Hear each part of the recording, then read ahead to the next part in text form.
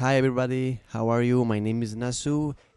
Well, I am a musician, producer too, where I'm learning to produce music. I'm come from Peru, from a town in Peru that, I'm playing some music about like funk music, blues, fusion, or Latin music. In this town I'm living is a small city that is maybe is not too much information or too much material about learn things about music. So I would say that I'm very happy to learn music, how to produce music with this course in Coursera. So I want to share some things that I'm learning. All these months that I am learning about how to produce and record music. And well, I'm still figuring it out, no. And but there is some things that maybe I can show you. So first, I want to talk a lot. I will talk a little bit of that, and after I will show you how to use. I want to talk about the buffer size. It's like when you're recording audio into your computer, uh, your sound card needs to time to process the incoming information. The amount of the time allowed for processing is called the buffer size. Of the time, small buffer size is desirable. However, no one that it's too small. Here's why. If you have a very large buffer size, you will notice a lag between when you speak and the microphone. And when the sound is your voice comes out through the speaker, well, this can be very annoying. And large buffer size also makes recording audio less demanding on your computer. If you have a very small buffer size, you will notice a little to no lag at all between speaking into the mic and the audio coming of your speakers. This makes recording and hearing your own singing much easier.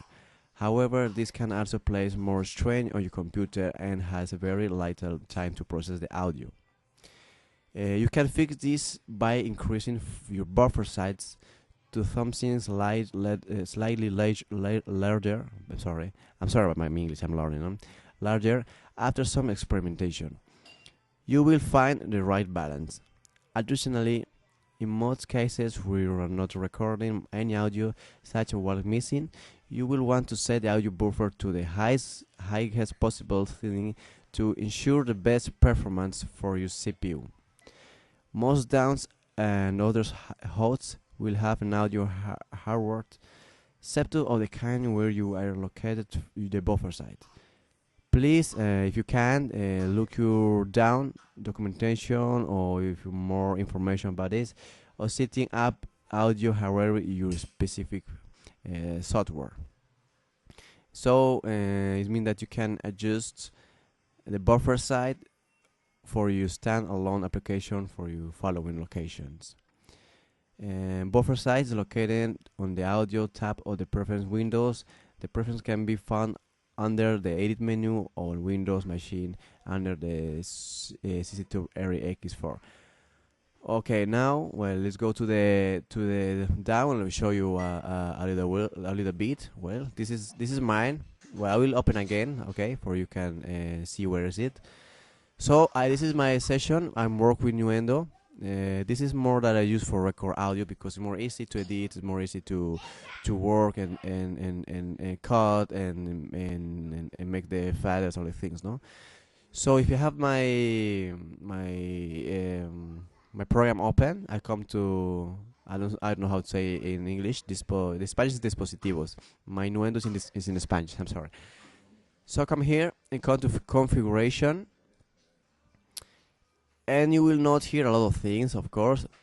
So you can, there's a MIDI inputs, more things that we're going to see later.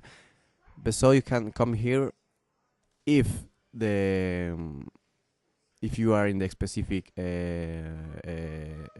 drive, no, in your interface. For example, if you are not with your interface, you have to come to System Audio, VST, and here you can choose which is your driver or which is the driver of your interface, so you can choose for recording for work. For example, sometimes I use the it's a Tascam, it's Tascam 600, but I want to change because if I change it's not going to work. But imagine that you are in another interface, another drive, and you want to come to your drive that you want to use. So you come here, you click, you point change, import this registration, accept. Okay, so it's going to work with this. So let's go again here. And after, okay, the things that you have to do is come to the name of your interface. Well, means the Yamaha is termed as a digital table that used for a interface too, and come to the panel, the control. Well, here you can choose a lot of things.